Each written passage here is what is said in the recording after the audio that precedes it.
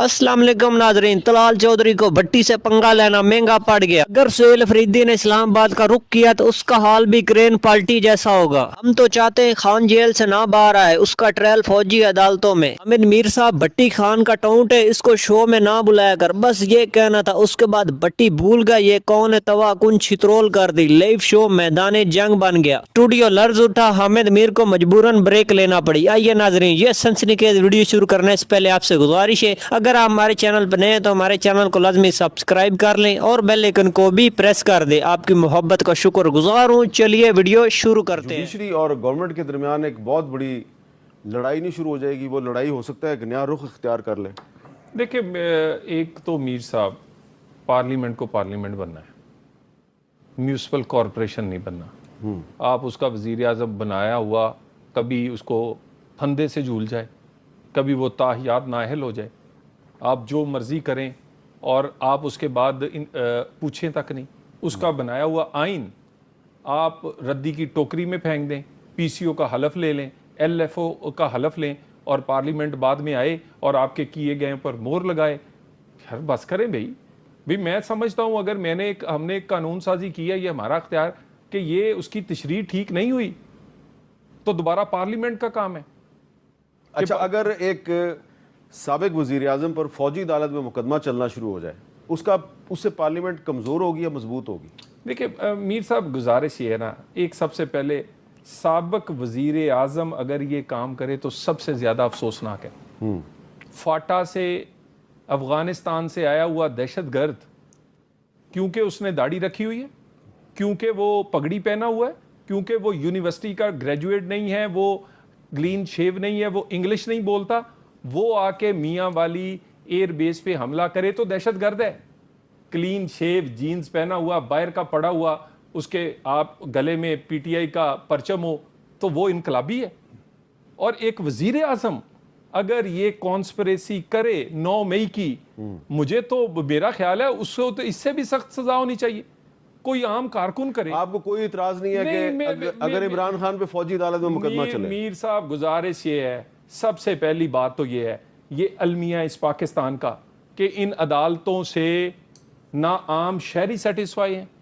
जब आप 9 मई के मामलात को 1.5 साल गुजर गया है, फुटेज मौजूद है, एविडेंस मौजूद है, किसी को सजा नहीं देंगे तो फिर जंगल का कानून बना दें। इसी तरह हुआ था ये जो फौजी अदालतें हमने बनाई थी। क्यों बनाई थी मीर साहब? बड़ी डिबेट हुई थी, ये हम सारे दोस्त साथ थे। क्यों? इसलिए कि अदालत निज़ाम इंसाफ में ये ताकत नहीं थी कि वो दहशतगर्द को सजा दे सके। ये वो आदमी है जो हैंडसम एंड पॉपुलर अपना कानून चाहता है। ये चाहता है मेरा 62-63 और हो, मेरे लिए फॉरेन फंडिंग हो, मेरे लिए मेरी बच्चियों का मामला हो, मेरे लिए कोई मामला। देखे मेरी बात सुने, मेरा और उसका एक कानून के साथ करे। मैं तो इन्हें अदालत में जाऊं, मैं जाके पांव पड़ जाऊं, मुझे माफी नहीं मिलती। ये जाएं, ये तशरीफ खान साहब ले जाएं, इस्लामाबाद को आग लगाएं, आपके सामने लगी, आज तक मुकदमा वहां पर है। मेरा और उसका एक जैसा केस क्यों नहीं चलता? नहीं, फैसल वाडा को और मुस्तफा कमाल दोनों को माफी मिली। मीर साहब, अच्छा किया मिली। मैं अपनी बात कर रहा हूं, और मैं मिडिल क्लास का आदमी हूं, मैं लॉ ग्रेजुएट हूं, और मैंने किया क्या था? मेरी तकरीर चलाएं और खान साहब की चलाएं। यानी खान साहब क्योंकि हैंडसम एंड पॉपुलर, तो आप भी हैंडसम हैं? नहीं, वो हैंडसम और पॉपुलर किसी और सेंस में, वो लाडले है, उनके लिए कानून उनकी मर्जी का होगा। अब ये बताएं कि अगर ये एक ग्रैंड अलायंस बन जाता है और फजलुर रहमान साहब जो पहले पीडीएम के सरबराह थे और आपकी पार्टी भी पीडीएम में शामिल थी, अब अगर फजलुर रहमान साहब और पीटीआई जो है वो आपस में अलायंस कर लेते हैं तो आपके लिए प्रॉब्लम तो होगी। देखिए, एक तो मीर साहब, देखिए मेरे तो यहाँ पर लोगों को आइन पे कम यकीन है, लेकिन उल्मा पे ज़्यादा यकीन है। और जो अब हमें तो वो आलम भी हैं और उन्होंने ये बताया है कि ये खान साहब क्या हैं, उनकी सियासत क्या है, उनका क्या मकसद क्या था। और अगर वो इसी तरह बानी पीटीआई की ताकत बने और उसके अलायंस का हिस्सा हों तो वो तो अपनी नफ़ी करेंगे, और मेरा नहीं ख्याल ये होगा या ये अमली तौर पे चलेगा। बानी पीटीआई का एक फार्मूला है, use, abuse and dispose of.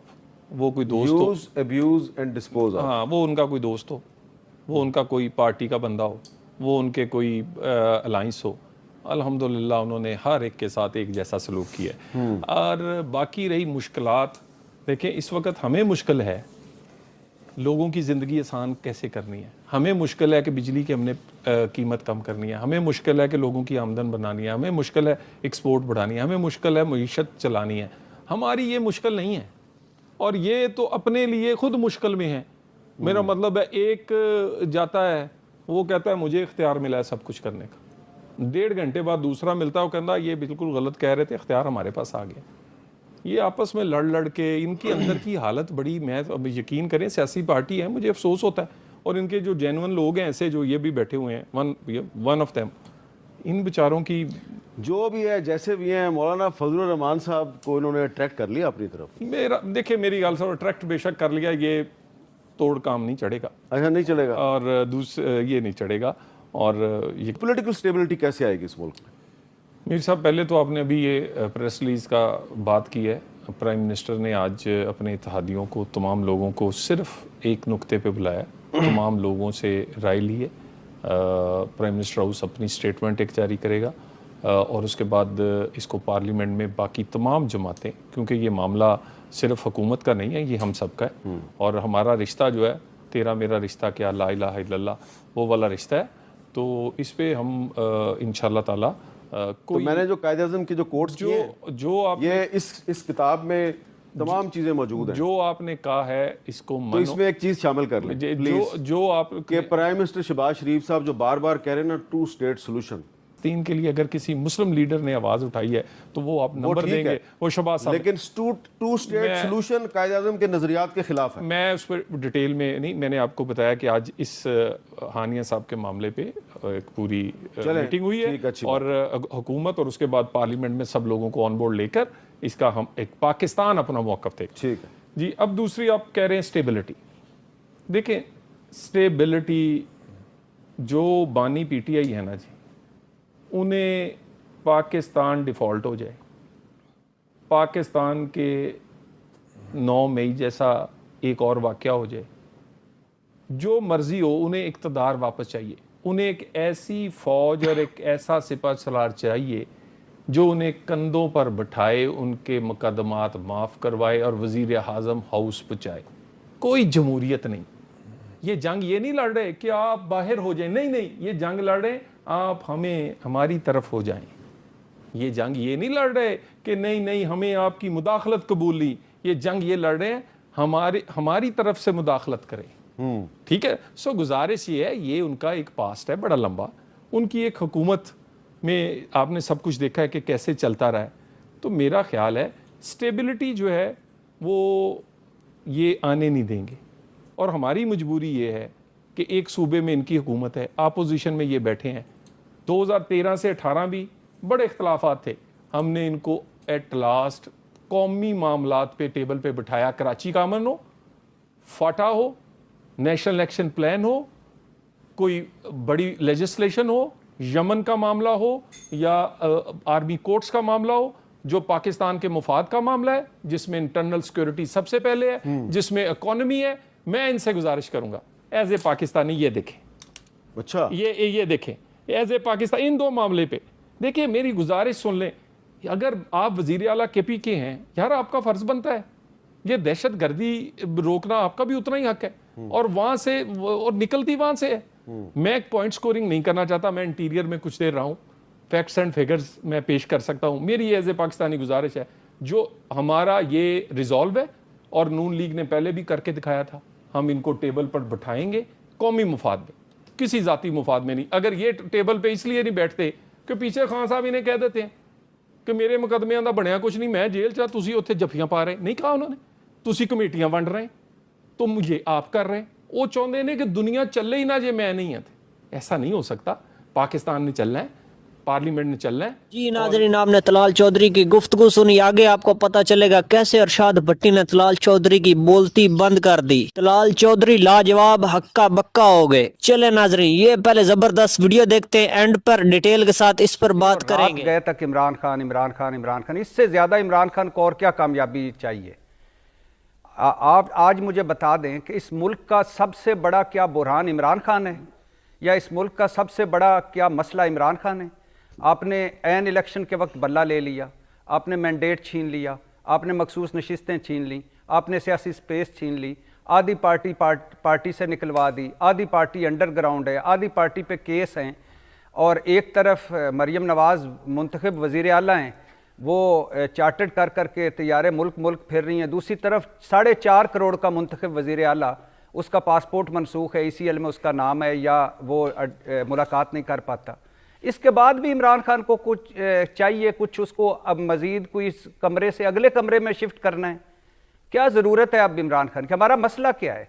हमारा मसला है मुआशी बहरान, हमारा मसला है दहशतगर्दी की लहर, हमारा मसला है सियासी अदम इस्तेकाम, हमारा मसला है 25 करोड़ अवाम। क्या इन मुहाज़ों पर हुकूमत कामयाब है? बुरी तरह नाकाम है। मसाइल बढ़ते देख लें, महंगाई, गुर्बत, बेरोज़गारी, कोई इंडस्ट्री का पहिया चल रहा हो, कोई ज़राअत का पहिया चल रहा हो, कोई रियल स्टेट ऊपर जा रही हो। क्या हुकूमत, किस हुकूमत की बात करते हैं? वही हुकूमत जो आज राना सनाउल्लाह साहब कह रहे हैं कि इमरान खान पर गद्दारी का मुकदमा बन सकता है। वही जो political genuine worker Rana Sanaullah, जिन्होंने मुशर्रफ का टार्चर सहा, इमरान खान दौर में झूठा केस फेस किया, जिन पर गद्दारी के मुकदमे बन चुके होते हैं। ये हुकूमत का एंड, ये हुकूमत चाहती है। यानी, और वो कह, आज उन्होंने एक बड़ा अजीब सा फिक्रा कहा कि इमरान खान के लिए कभी भी कोई दरवाज़ा खुले ही नहीं था मुज़ाकरात का।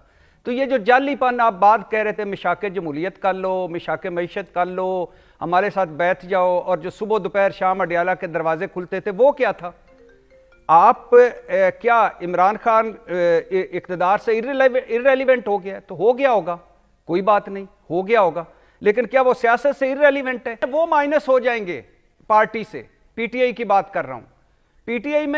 PTI का दूसरा नाम क्या है? इमरान खान। और PTI से कौन माइनस? बैरिस्टर गौर क्या है? सलमान अकरम राजा क्या है? सोहेल साहब थे। जब वो गए तो उसके बाद पहली हुकूमत किसकी आई? पीपल्स पार्टी की।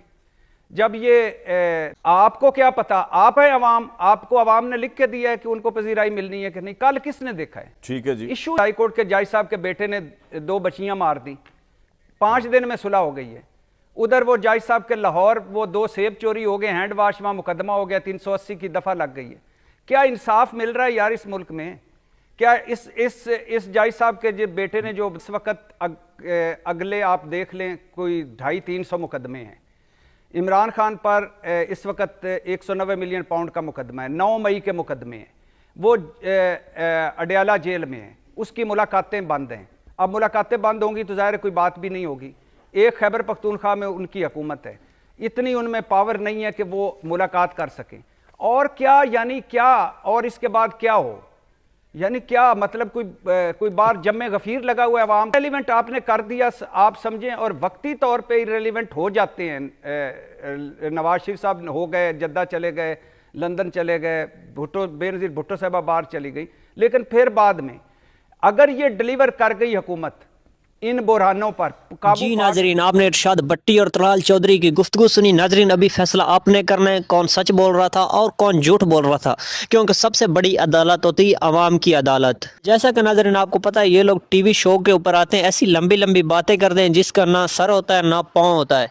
नाज़रीन, इरशाद भट्टी ने बात बहुत अच्छी की थी, यानी कि इनके पास टॉपिक ही नहीं है, बैठते उठते खाना खाते। इमरान खान के अलावा इनके पास और कोई टॉपिक ही नहीं है बात करने को। इससे बड़ी जीत क्या हो सकती है खान के लिए? नाज़रीन, ये लोग कहते थे इमरान खान जेल में एक दिन भी नहीं निकालेगा, जल्दी डील करके बाहर आ जाएगा।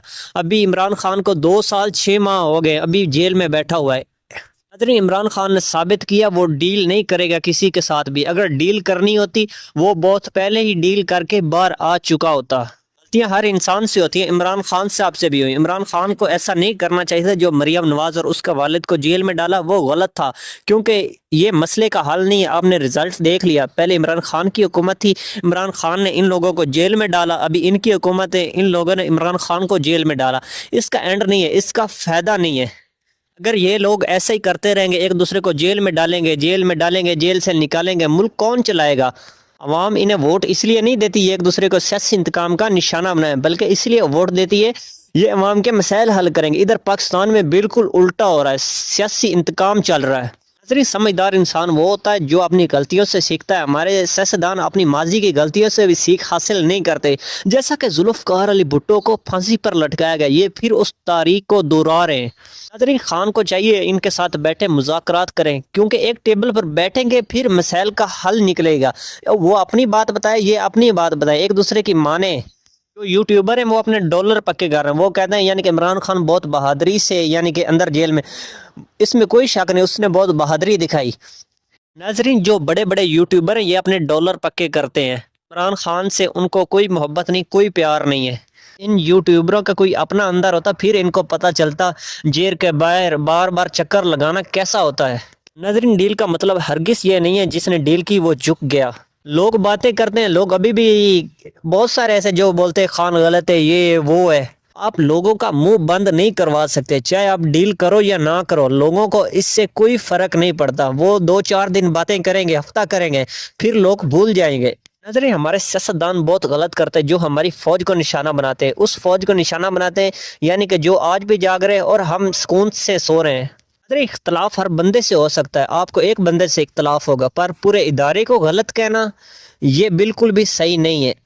आप भी अपनी राय कमेंट में जरूर दिया करें, आपकी राय हमारे लिए बहुत मायने रखती है। अगर वीडियो पसंद आए वीडियो को लाइक कर दें, चैनल को सब्सक्राइब लाजमी कर लें और बेल आइकन को भी प्रेस कर दें।